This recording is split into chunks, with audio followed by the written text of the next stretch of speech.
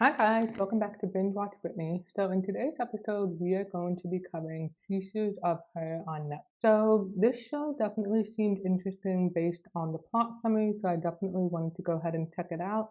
I was also interested in watching the show because I did see The Staircase within the last 2 or 3 years, and it had Toni Collette in it. And so, being that she was also in this TV show, I wanted to go ahead and check it out and see if it was any good. I also haven't seen Omari Hardwick in anything other than Power, so it was interesting to see him in a role where he wasn't playing this drug kingpin. And so, with all of that being said, let's go ahead and get into the episode. So let's go ahead and get into our 5 key points of the season. So for point number one, we have Laura is in witness protection. So Laura was exposed because she was involved in a shooting at this restaurant that she and her daughter were at, and she ended up killing the shooter using this really cool move that find out that she learned from a guy named Nick, and she did this before he was able to hurt her daughter. And so just to give you a little bit of information about the shooting at the restaurant, and so we have Andy and her mom. They're sitting and they're talking. They notice that this guy is looking at Andy. We have two women, a mom and a daughter, come over to Andy's table to have a conversation with them about something. We know that Andy is also in uniform. She works basically at a police call center, so she is the 911 operator that people will speak to when they call the police for help. And so she's still in uniform. We see this guy kind of like checking out Andy. We're not really sure what he's doing, but he's definitely focused in their direction. And he ends up approaching their table. He shoots the two women who came over to talk to Andy and her mom. And then he's really going off on Andy because of the fact that she's in uniform. He thinks that she's a police officer, and so he's really challenging her to kind of do her job as a police officer. And so Laura obviously goes into protective mode. She tells him, hey, she's not a actual cop. She is basically the person who answers his phone. And so it really annoyed me how useless Andy was in the scene because she literally had no inclination to protect herself, to defend anyone else. And so she was really incompetent throughout the series, and it really annoyed me how she just made foolish decisions without really thinking about what she was doing. And so what we learned is that Laura was basically part of a cult that ended up attacking her father's company. She was part of that cult, which was kind of like run or started by this guy named Nick, her brother Andrew, Paula, and a few other people. So Nick was friends with her brother Andrew, and this was someone that she kind of grew close to. He was kind of dangerous, and so she liked that. He was a bad boy, and her father was not really kind of fond of this relationship, and he kind of looked down on Nick, knew that he wasn't really the right person for his daughter. And Nick was this guy who came from like humble means. His dad was abusive, that sort of thing. He had some type of job that I wasn't to the level of what her family was into, and he was really big on protesting, on questioning the government, that sort of thing. And so he kind of got Laura and her brother kind of roped up into participating in those things that he was involved in. And so we know that eventually Laura ended up having to go into witness protection. She married Gordon, who was Omari Hardwick's character, and then she ended up raising Andy with him. I think at the time that all of this happened, they have been separated or divorced, and so he is not actively still in their day-to-day life, but we do see Andy kind of relying on him a lot.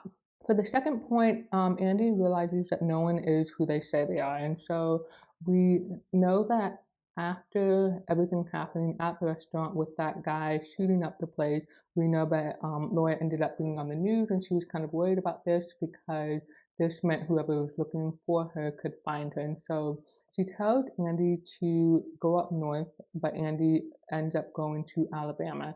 And just before that happens, we have somebody actually breaking into their place to kill Laura, but Andy is able to kind of help her fend off this guy. And this is when Andy is told to flee, to go up north.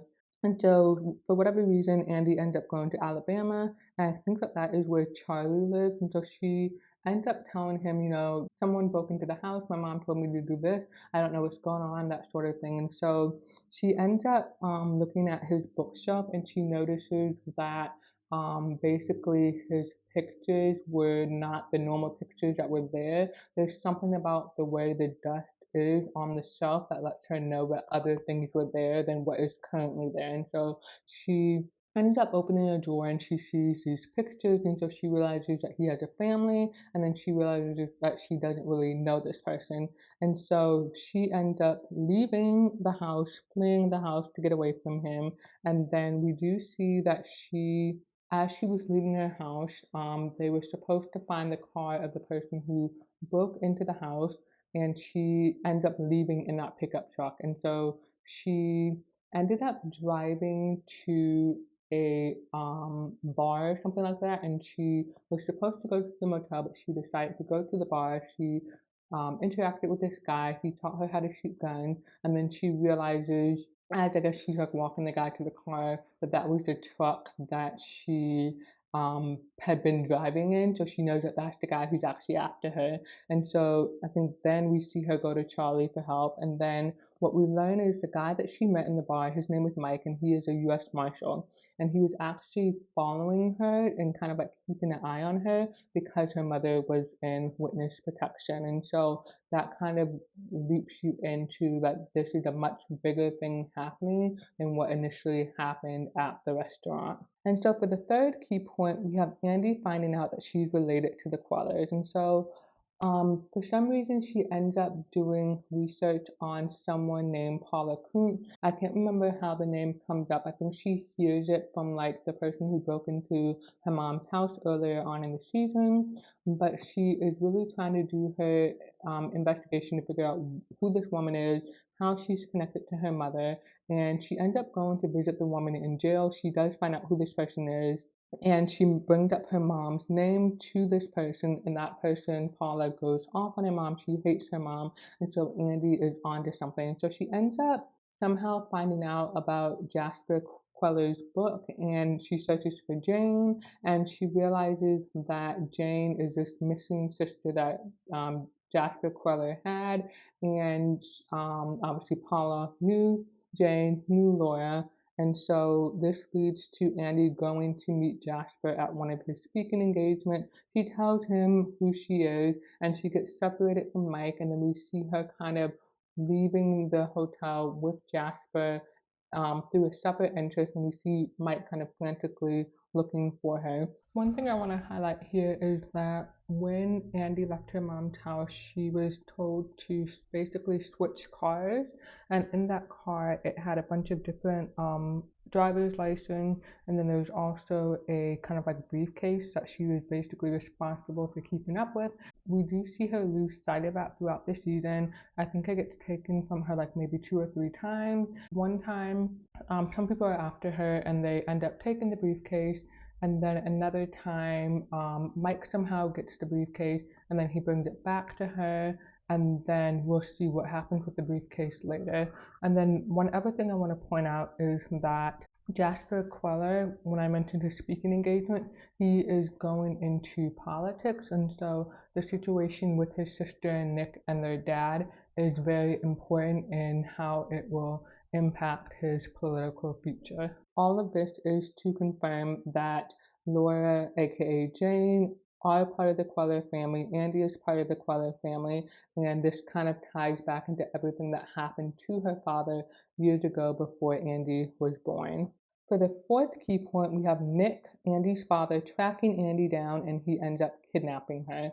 And so we have Andy being reunited with Charlie. At this point, it's been made clear that Laura is part of the witness protection program. She wants her old life back. She wants to sign out of witness protection, and she does this at a moment where Andy is in danger. And so Charlie, initially, because she signed out of witness protection, isn't willing to help Laura slash Jane do everything she needs to get Andy back. And so what happened is Charlie changes his mind. He goes to find Andy, and they are driving on some highway, and we see them getting rammed by this truck, and it's actually Nick. And so Nick kills Charlie, takes Andy, and he takes her to this house that his cult people were kind of connected to. And we realized that Andy actually kind of grew up in that house. Her mother was in prison, I think, for 2 or 3 years, and she was being raised by a family friend in that house. And so she started to have memories and get flashbacks of being in that house, of being raised by that woman who raised her. And then she also reveals that she actually interacted with her father when she was younger, but she didn't know who that person was. And so the house is located in this kind of like woodsy area. And so she was able to explore as long as she came back. And so we see her off exploring, playing with her dolls. And we see this man come out of the forest. It's Nick, from what we've seen of him in the earlier flashback. And we see him interacting with his daughter, and he wants to take her then, but he doesn't. And so we have Andy realizing that this is her father. And just to make it clear, Clara is the woman who had raised Andy in that house that Nick now has her captive in. And so obviously he takes Andy to bring Laura to that house so that they can have the conversation that he wants to have. And so this is really where we kind of see everything that led to Nick being in the position that he was in. And so we have Nick really advocating for himself and saying that he didn't plan to kill Martin. He just wanted to kind of like make a point and kind of like embarrass him in public. And so what had happened was that Martin was on stage. He was kind of part of a panel, and they were kind of like debating whatever they were debating. And there was this woman there who was this really important person, but the actual woman had been kidnapped and had been replaced with someone from the cult. And so what we see is that this woman ends up shooting Martin and killing him on stage. And so that actually wasn't supposed to happen. And so the big thing that Nick is after at this point is that he reveals that the brother Jasper was in on this plan to embarrass Martin during that panel. And so the reason why Jasper was in on this was because he wanted to take over his family's business. He wanted to out his father. He was power hungry. And so the reason why Jasper is after Laura is because he wants to basically keep what she knows a secret, and he wants to keep Nick on a leash because if it gets out that he was part of this thing that led to his father being killed, that's going to look really badly for him. And so Nick knows that Laura has this tape hidden somewhere. He wants her to reveal it. And so what we know about this tape is that it basically has a conversation between Nick and Jasper on it, where they're basically talking about everything that's going to happen at this event. And this is just a really important tape. And so this leads me into point 5.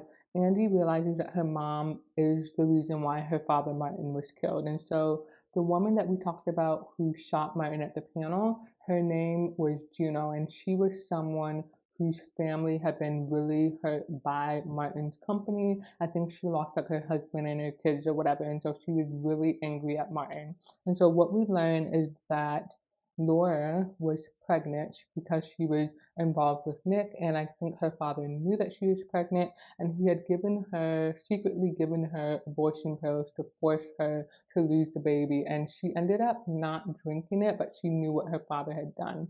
And so we see her, Laura, interacting with Juno before Juno goes on stage with the father, and she's basically telling Juno that she doesn't want her father to get away with hurting people, with trying to hurt her, with trying to kill her baby. And we see that they have identical purses. And what happened was before they all got into the event, they were searched. And so Juno did not initially have a gun on her. Somehow Laura was able to get into the event with the gun, and we see them swapping purses. So now Juno has the gun. And so we see this moment where Martin and Juno are interacting on stage, and Juno is kind of being outed as not being the real person that she is impersonating. And so we see her kind of looking in the audience, and she's actually looking at Laura, and she's looking at Laura for kind of like reassurance or confirmation that she should go ahead and shoot Martin. And so she commits to it. She pulls out the gun and she shoots him. We see Laura running up on stage trying to comfort her father, but we know that this is an act. She's really covering up for the fact that she put Juno up to this because of the fact that she thinks her father is a bad man. And so all of this comes out, and we have going back to the cabin where Nick is holding Andy hostage, we have him being arrested eventually. There was a moment where he was able to flee the cabin. It was on fire. Laura was looking for the tape. We have Laura kind of chasing after him in the woods, and she wants to shoot him, but Andy convinces her not to. And then you have like the police and the marshals showing up to arrest Nick. And so what happened is we learned that Laura is really upset with Andy for basically interfering because she wanted to kill Nick. And the reason why she wanted to kill Nick was because he knew that she was the reason why her father was killed. It wasn't Nick's plan to kill Martin. And so the fact that he's alive and able to say that gives him so much power, not only over Laura, but also over Jasper, because Jasper, one, was part of the plan to embarrass his father, and then Laura was part of the plan to kill her father. And so Nick is in a really unique position to kind of like blackmail and own the Qualler family. And so Jasper gets a hold of this information via Nick and learns that Laura was the reason why their father was killed. And so now he has leverage over Laura and he can kind of keep her in his pocket. And so we see that Laura and Andy are kind of like dealing with this reality, one with Andy realizing that her mother is responsible for what happened to her grandfather, and then Andy also having to deal with the fact that her mother is mad at her, and then Laura having to deal with the fact that her secret is out there. She is exposed. She has no protection because she left the witness protection program, and so we kind of don't know what's going to happen to her from here.